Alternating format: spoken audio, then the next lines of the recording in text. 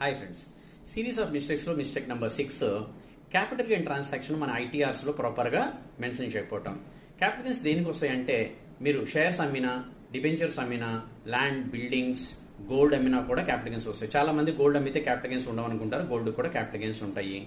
And 216 SS ప్రకారంగా more than 20,000 rupees కనుక transaction ఉంటే కనుక అది మనం క్యాష్గా తీసుకున్నా, క్యాష్గా పే చేసినా అది చాలా కాన్సిక్వెన్సెస్ ఉంటాయి, పెనాల్టీస్ ఉంటాయండి. అండ్ అలాగే మనం ఆ ల్యాండ్ కానీ బిల్డింగ్ కానీ ఏమైనా ఇంప్రూవ్మెంట్స్ చేస్తే వాటికి డిడక్షన్స్ వస్తాయి. కాస్ట్ ఆఫ్ అక్విజిషన్కి ఏమో ఇండెక్సేషన్ వస్తుంది.